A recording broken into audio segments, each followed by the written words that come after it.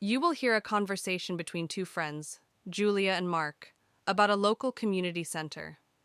First, you have some time to look at questions 1 to 10.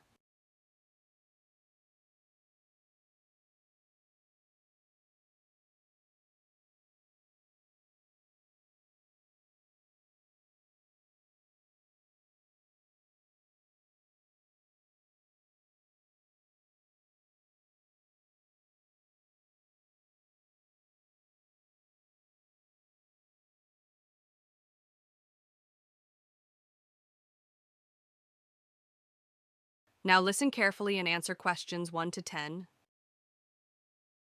Hello? Hi, Mark, it's Julia. How have you been? Settling into your new role? You're working at the community center now, right? That's right. I started just after they reopened last month. An example. It's going really well. Oh, we've been planning to check it out for ages. You definitely should. It's completely free, and the new place has lots to offer. It's not just for joining classes. There's a lounge area with cozy chairs and loads of newspapers and magazines. Some people spend hours there reading. Sounds lovely. I wish I had more spare time. Yeah, I bet you're busy too, especially with your two kids. We are, but we're hoping to take a short trip this summer. Maybe to Spain. Well, we've just updated our travel section in the reading room, Q1, so you might find some good inspiration. I think we've got a few guides about Spain too. Great. Oh, by the way, Dan is working on a class project about local traditions. Does the center have any resources for that? Actually, we've created a new archive area with materials on the town's heritage and nearby villages. That's perfect. I'll let him know. It's always better than just searching online. I remember there used to be a quiet space with reference books in the old center. We moved those books into the main area now, but there's a quiet zone called the study hub. It can be booked for meetings, or people can just drop in to work quietly. That sounds useful. It's hard to find peace at home with the kids running around. How old are they now? We've got a new collection of novels written for teenagers, though they might be a bit young for those. Yeah, a little young still. No problem. We run quite a few fun sessions for younger kids, too. Like what? There's a weekly science time club. Next week, they're doing hands-on experiments with things like vinegar and baking soda, all kitchen items. They'd love that. Before you hear the rest of the conversation, you have some time to look at questions 6 to 10.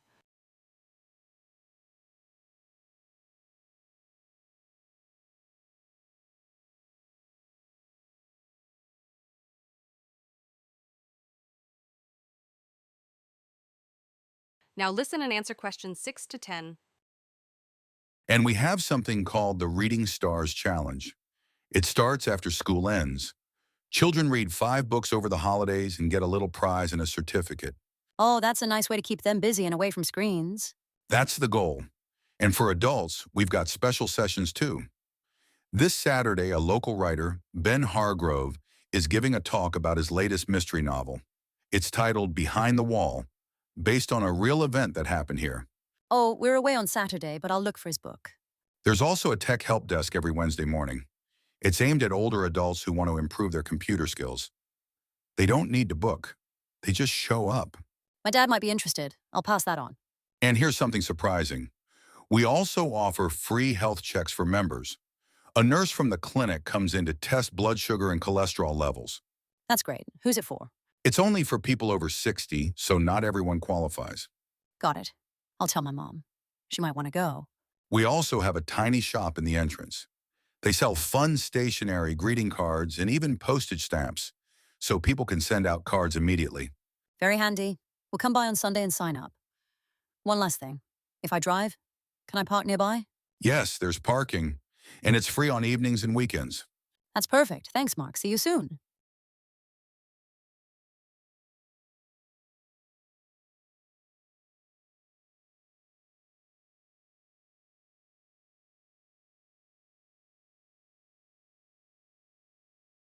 Section 2. You will hear part of a training session for new employees at a company that organizes cultural holidays. First, you have some time to look at questions 11 to 17.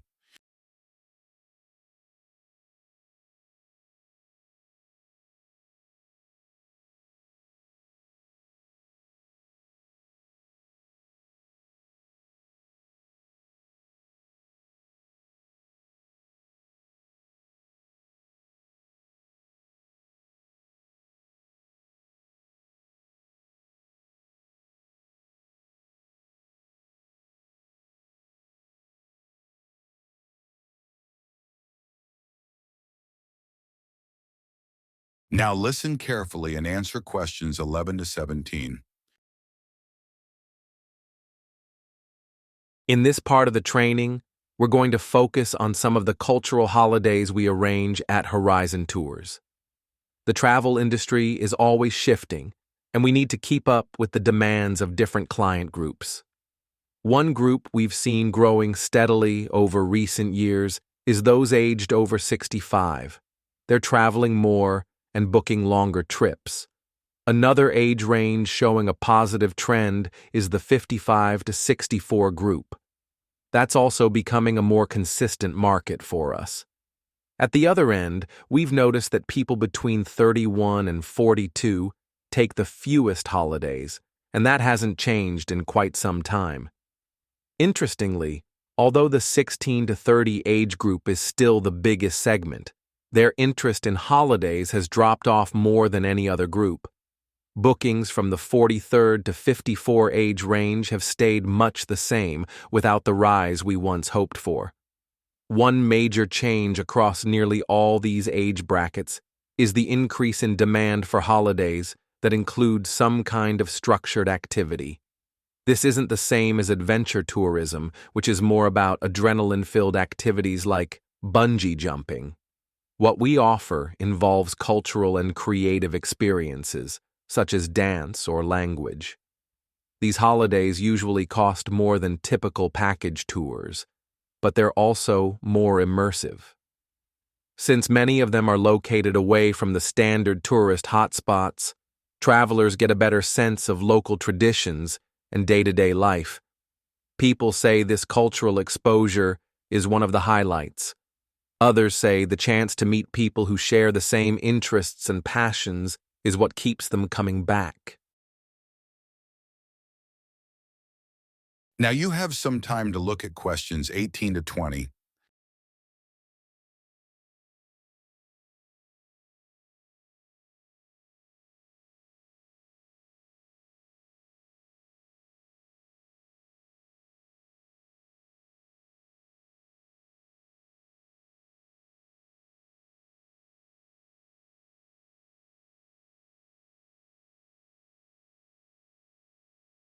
Now listen and answer questions 18 to 20. Let's take a look at the kinds of cultural holidays we offer at Horizon Tours. First, our writing retreats in Scotland and Spain are designed for all age groups and writing backgrounds.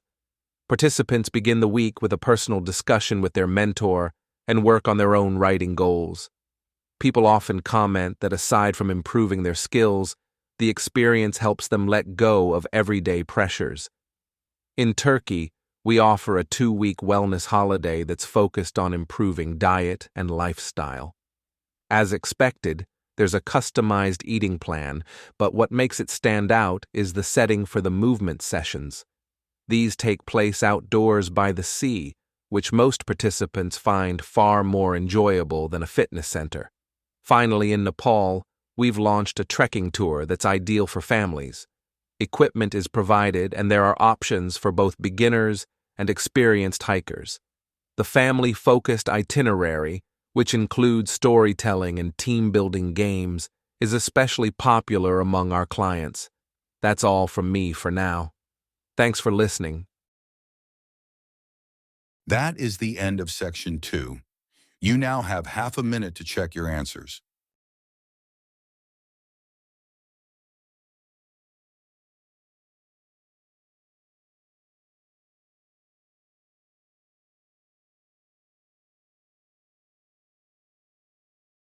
Section 3. You will hear two business students called Emma and Josh discussing the research project they are preparing. First, you have some time to look at questions 21 to 26.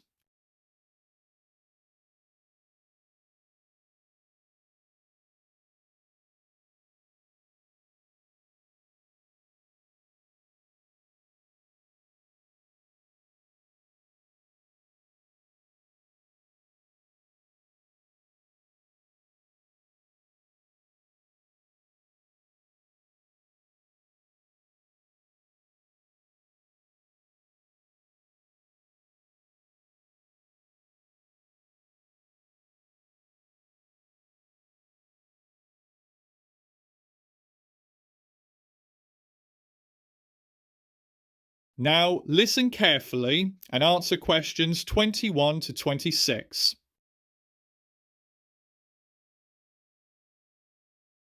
Josh, I'm feeling a bit lost about our project. I've read a few articles, but I'm not exactly sure how to put everything together. I missed the seminar where Professor Green explained it. Don't worry, it's not too complicated. Our topic is the development of the Riverside market. You said you'd done some reading, right? Yes, I collected several articles and summarized the key points. Good. Did you remember to note down where you found each source? Of course, it's annoying later if you can't remember that. Exactly. So, after comparing what we've read, the next step is to decide on a specific issue we want to focus on. And then we'll need to think about the people to interview. Would that include stallholders? And probably some customers too? Yes, both. And apart from them, we might also speak with local government officials who oversee the market. Right. Then we should prepare our interview questions and arrange times for the meetings. It might take a while to organize. True, and if possible, we should ask our interviewees to bring along any figures or reports that could support our research. What about photos? I think we already have plenty of those, but we must ask whether our interviewees are happy to have their names included, or if they prefer to stay anonymous. Oh, that's a good point. Once we've collected everything, we'll need to analyze the material. Yes, we should select the information that really matters for our chosen issue, and then look for any patterns or common features. That's more important at this stage than trying to include every single fact. Okay, and after that? Then we decide how to present the results, maybe in tables, charts, or graphs to make it clearer. Got it. Finally, when writing the report, we'll start with some background, then the main sections. But unlike an ordinary report, we don't finish with solutions. Instead, we end by posing a question or several questions for the readers to consider. Oh, I hadn't realized that.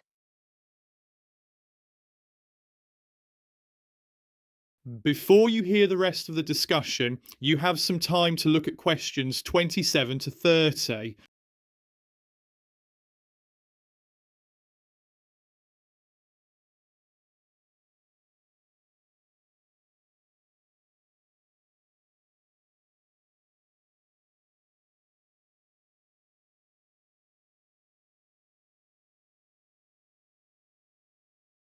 Now listen and answer questions 27 to 30.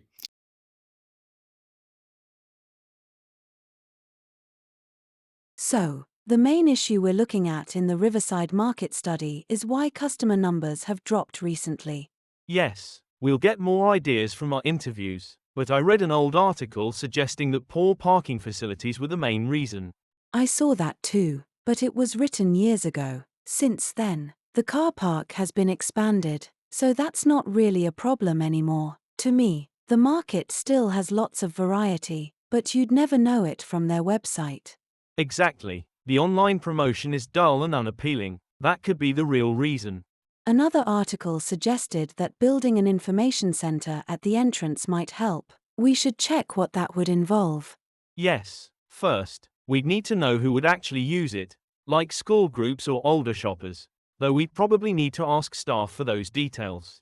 And of course, we'd have to think about the difficulties. The biggest one might be planning permission, since the site is considered part of the city's heritage area.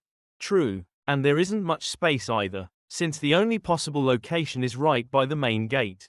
Still, it could benefit the town. Right now, it feels almost empty. Most young adults leave for jobs elsewhere, and the ones who stay are mainly children and pensioners.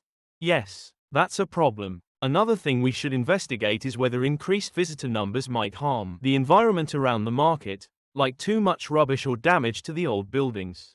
Exactly. At present, people can walk anywhere they like, but if the crowds grow, restrictions might be needed, such as keeping everyone on marked paths, and there would have to be staff around to enforce that. That's true. We can definitely include that in our report. That is the end of section 3. You now have half a minute to check your answers.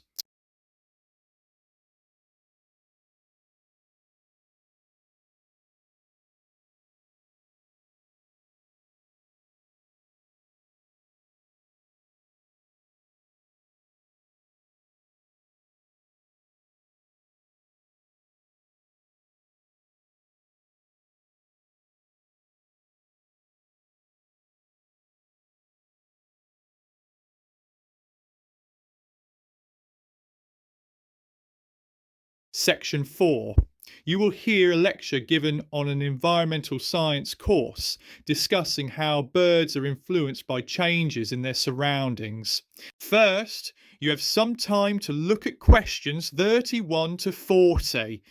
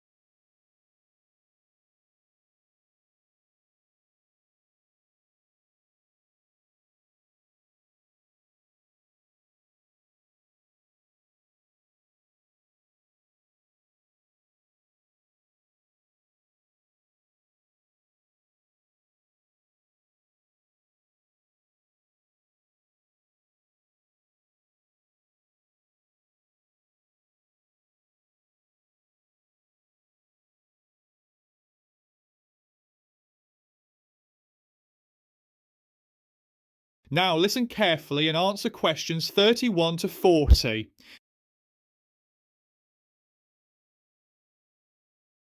So far, we've considered the way human activity alters natural systems and how this can affect animals. Let's turn to a particular case, Mercury. Mercury, with the chemical symbol Hg, is one of the many natural elements found on Earth. It is a silvery, reflective metal. In the past, you might have seen it in traditional thermometers, though these are uncommon now because mercury is extremely poisonous. The difficulty is that the level of mercury in the environment has been steadily rising. The chief reason is linked to electricity generation. A large proportion of power plants still rely on coal, and when coal is burnt, mercury is emitted into the air. Some of this mercury eventually settles in lakes and rivers. Once fish absorb it, it remains in their tissue rather than being expelled, and from there, it enters the food chain. It's long been recognized that fish-eating birds are at risk, but only recently have researchers realized that insect-eating birds are also vulnerable. One scientist, Claire Varian Ramos, has been examining this issue. Instead of focusing on how many birds die from mercury poisoning, she has concentrated on subtler consequences. These may involve birds' behavior or the effect of mercury on brain function, for instance, whether it interferes with memory. A key focus of her work is bird songs. Song learning occurs at a specific stage in development.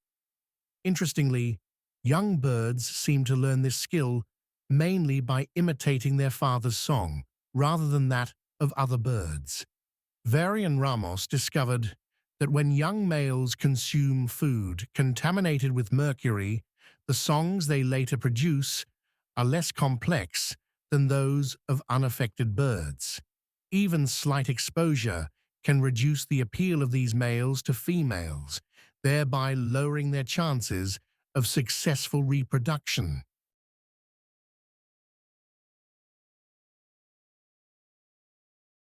Now, the design of this research is also important. Varian Ramos has combined experiments in the laboratory with observations in the wild. Laboratory studies offer an advantage. The researcher can maintain a higher degree of control over conditions, avoiding the many variables found outdoors. This allows greater confidence in the results, and the birds can be monitored without the difficulty of locating them in their natural environment. But what does this mean for humans? Well, many birds migrate over long distances, which means mercury may be carried far from its source. For instance, ducks feeding in a polluted area have later been hunted and eaten over 1,000 kilometers away. The level of mercury in these ducks was high enough to raise concerns about human health. There are further parallels. Just as mercury can disrupt song learning in birds, it is known to cause delays in the development of language in children. The brain mechanisms involved, and even some of the genes, are strikingly similar across the two species. Another major issue is that an unborn child can suffer if the mother consumes contaminated food during pregnancy. The consequences of this can be severe. Ultimately, it becomes a question of priorities. Should greater importance be placed on economic growth or on environmental protection? Regulations have been introduced to reduce mercury emissions from power plants, but putting these into practice requires billions of dollars and raises everyone's energy costs. Some argue that such expense is unreasonable if it is simply to protect wildlife. However, as we've seen, the matter extends far beyond animals, and it's something we must weigh up carefully. That is the end of section 4. You now have half a minute to check your answers.